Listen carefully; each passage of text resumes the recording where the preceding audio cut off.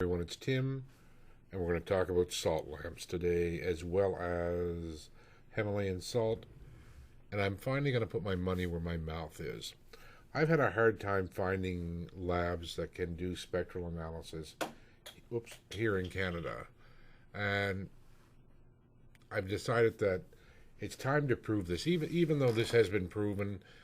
For those of you who have seen my old Facebook fan page, there was a doctor, there was a naturopath, there was a scientist, all who claimed they were going to have it tested.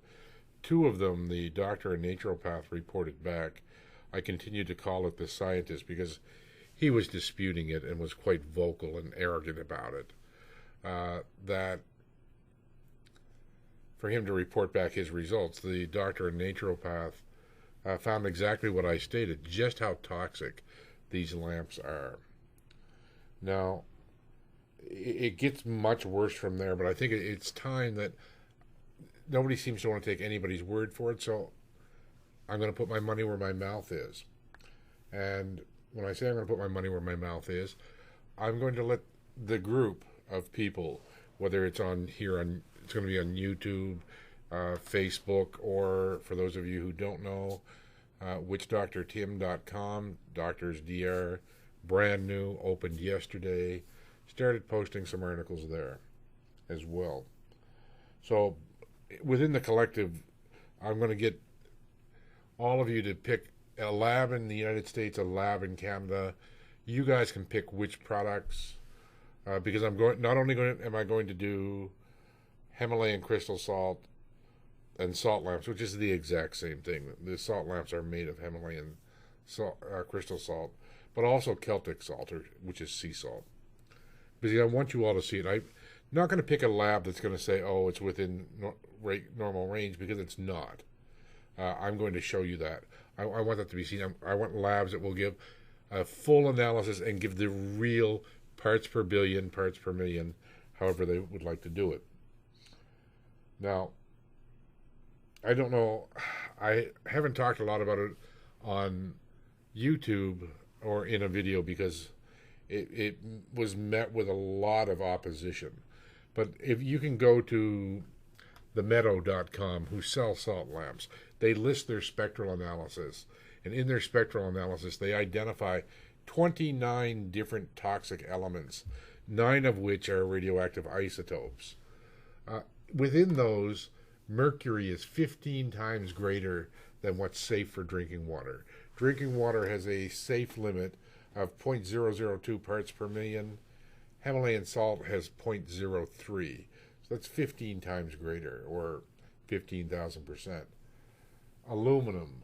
Aluminum is 6 times greater. The safe limit is 0.1 parts per million. It contains 0.661 parts per million. 600%, yes. Lead is 510 times greater than what is safe for drinking water.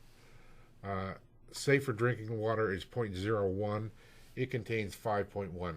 By comparison, Flint, Michigan, which that was just insanity, but basically the world went crazy over that. Internationally, went crazy at 13 parts per billion. We're not there by any stretch, not far off of halfway there, but we're 51,000% higher than safe limits for water. Now, here's the difference between water and inhalation, folks. Water, you have a digestive system that naturally detoxifies and will carry it out of the body. When you inhale salt or substance elements, when I speak of salts, I'm speaking about elemental salts, not sodium alone. So when you inhale these, you're getting all of it because it's going into the tissues and being collected by the blood cells and the cells within the lungs. You get 100%. When you ingest it or drink it, you're only getting about 15% because 85% is filtered out through the kidneys and sent away as waste. So huge differences there. That's something that many people don't want to consider when I talk about this, because everybody likes how pretty their salt lamps look. They are pretty and they're pretty dangerous, and I'm going to prove that. to you, and I'm going to offer to pay to prove it to you this time.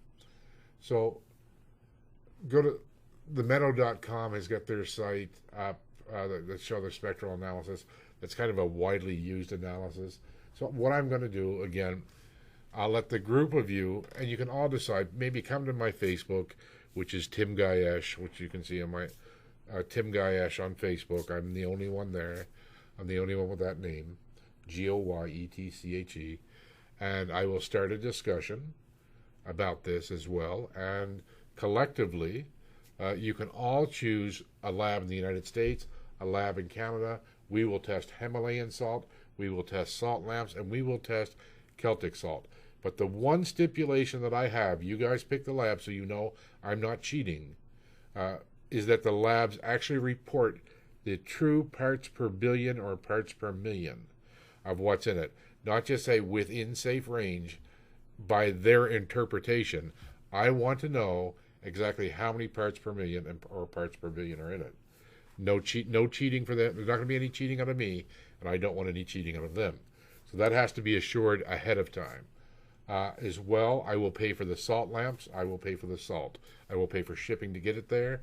I will pay for shipping to get it back, or however it has to happen. I will foot the entire bill. 2 different independent laboratories will do the testing. This will finally shut everybody up. Well, and it's not intended to shut everybody up, because what I really want everybody to do is start talking about this, because this is very dangerous. And not only is it dangerous in the way that we're doing it here with ingestion. And here we're talking about inhalation with the salt lamps. We're talking about ingestion. You have people crushing up their Himalayan pink crystal salt and putting in their water because people are telling them, oh, that's good for your thyroid or that's good for your adrenal glands. No, it's not. It's toxic. Highly, highly, highly toxic. You are literally ingesting toxic waste. That's what you're looking at right there. And I don't care if it came, I shouldn't say I don't care if it came from the salt flats. If you're going to do it, make sure it came from the salt flats, not from the Himalayan mountains. The age of it is going to make a huge difference. But anyway, then we have our Celtic salt. Let's be real, folks. We know that the amount of mercury in our oceans has increased by 300% between 1970 and 2010. By 2020, and we're only 3 years away, that was expected to triple again. Our oceans are finished, folks. There's no fish fit to eat. I've shown you all the studies by the Biodiversity Institute in Maine, world's foremost experts on environmental mercury. They're called upon by United Nations, the Geological Survey, United States Geological Survey, the EPA, all hire them when they want to identify environmental mercury issues. They've gone out and they've identified that 84% of all fish is now unfit for human consumption. And 78% or 81%, and please don't quote me on that. You can look it up. It's the Biodiversity Institute in Maine, USA. 78% of all people are walking around with toxic levels of mercury right now, according to an average of all people in which they tested. So what I want to get to here, and I said I don't want to talk, I don't want the conversation to stop, I want it to continue, because it's getting more and more dangerous with this salt. I've shut my mouth because it's been widely contested by people who just want their pretty lamps. Some online seller who's considered an internet god is selling them, so they can't be all bad.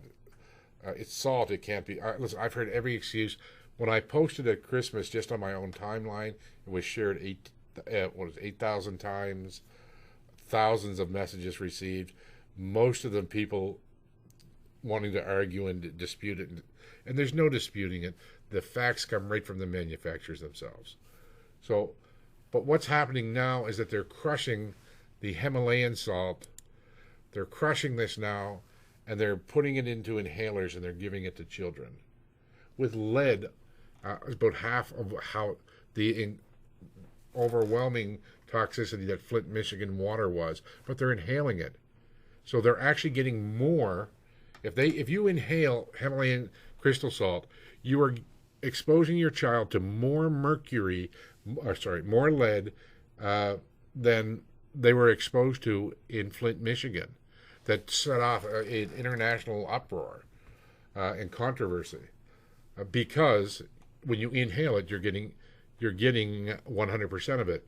When you ingest it, like you do with they did with the water in Flint, Michigan, 85% of that lead is being filtered out. Big difference between the two. If you inhale crystal salt, you put that in an inhaler and you give it to your kid, and you think it's curing them of something. It's not. You have these salt rooms that are pulverizing it and blowing it out into the air for people to sit and breathe it in. This is absolute insanity. There's 29 different toxic elements in that salt, which is admitted by the manufacturers themselves. So now it's time. I'm going to put my money where my mouth is. I'm going to put some links in the comments for the website, depending on where this is going to be posted, because this video will be posted on Facebook. It will be posted on YouTube. And I'm sure it will make its way to the new witchdoctortim.com.